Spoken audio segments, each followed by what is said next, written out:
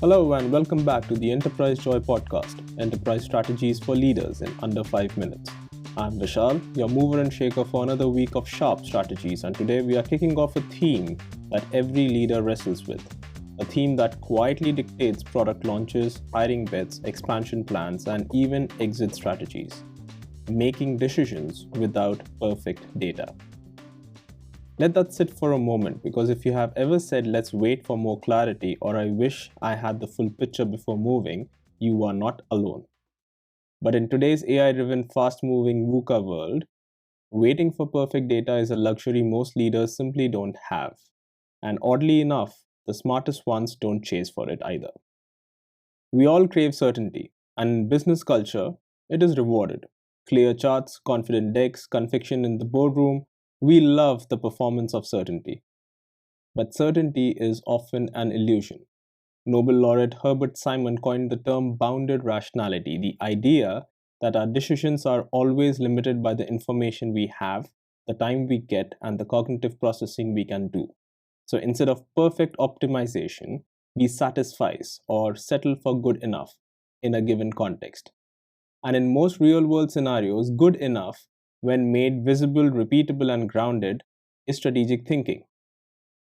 A study published in Management Science examined high stakes decision making among executives, and one of their conclusions was that leaders who sought additional data beyond a certain threshold showed no improvement in decision quality, but significant increase in decision regret when outcomes didn't go as expected. More data doesn't always mean better decisions. Sometimes it just means delays. And the trade-off is real as well, because while you're waiting for that one more report, your competitors are already learning from actions. So what do smart leaders do instead? They design for decisions under uncertainty.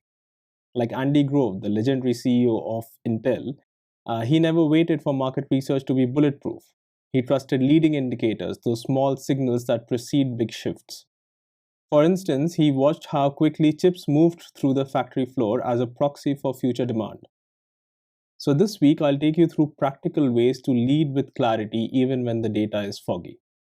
On Monday, we'll unpack the psychology of indecision, why we stall, the cognitive biases, and how delay often comes from fear instead of facts. Tuesday, we'll explore decision frameworks for uncertainty.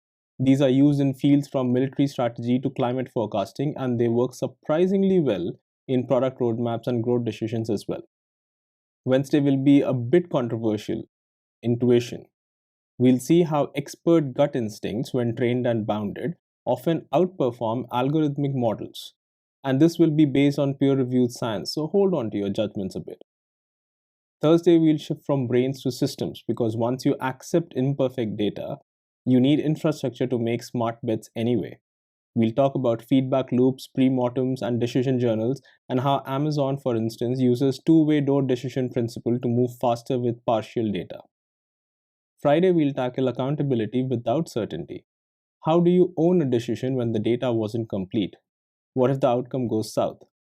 We'll learn from McKinsey's decision accountability maps and how leaders set up learning rituals instead of blame rituals.